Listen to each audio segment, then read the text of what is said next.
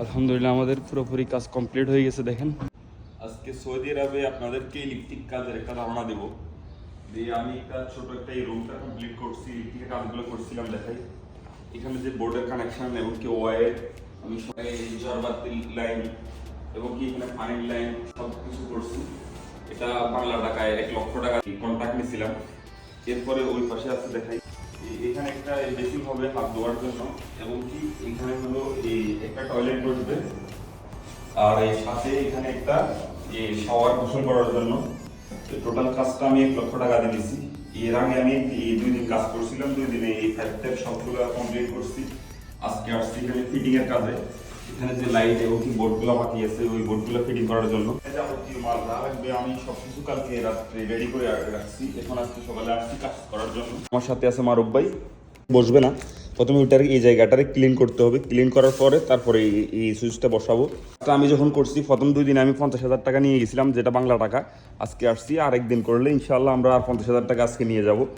তো সৌদি আরবে যারা মেনটেন্যান্স কাজ করবেন ইনশাল্লাহ মোটামুটি যারা কাজ জানেন মোটামুটি ভালো পয়সা আমি মনে করি।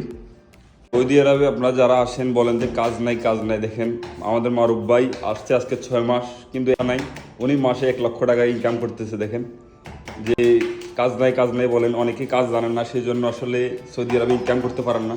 দেখেন কত সুন্দরভাবে কাজ করতেছে। আমার এই বোর্ডটা ক্লিন হয়ে গেছে। দেখেন এখানে আমি লাগাবো একটা এসির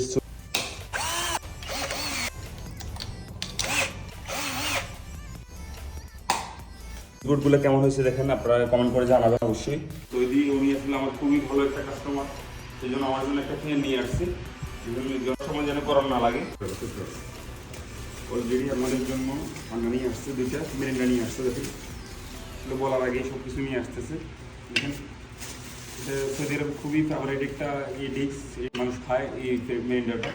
এখানে অলরেডি নিয়ে আসছে। দেখেন খুবই সুন্দরভাবে এগুলো ফিটিং হয়ে গেছে। ফিটিং করতেছি আমাদের বোর্ড, যে বোর্ডগুলো ছিল সবগুলো বোর্ড ফিটিং করে ফেলছি ইতিমধ্যে। এখন শুধু লাইটগুলো বাকি আছে। এখানে যে লাইটগুলো আছে আমরা এখানে এগুলো ফিটিং করতেছি। দেখুন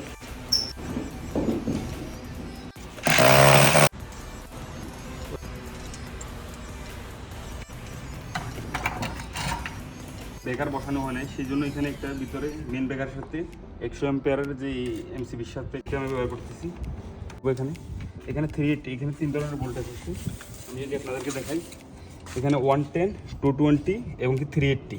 এটা 2 ফেজ মিলে হয় 380, আর 1 ফেজ 1 নিউট্রালে হয় 220, আর 1 ফেজ 1 গ্রাউন্ডে হয় 110। এখানে 3 ধরনের ভোল্টেজ আছে। আমরা একটা নিউট্রালে লাগাই তাহলে 220 ভোল্টেজ শো করতেছে, আর যদি আমি একটা ফেজ আর একটা গ্রাউন্ডে লাগাই তাহলে 110 ভোল্টেজ শো করতেছে এখানে। তো আমরা এখন কানেকশনটা করবো এবং কি মেন এমসিবিটা আমরা বন্ধ করবো। সব কিছু 220 হবে, তো 220-এর মধ্যে লাগাবো, 380-তে লাগাবো না। কিন্তু বাইরে আজকে প্রচণ্ড গরম।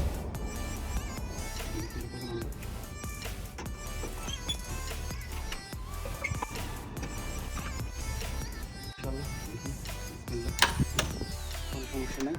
এখানে বাথরুমের ভিতরে দেখি আমরা যাই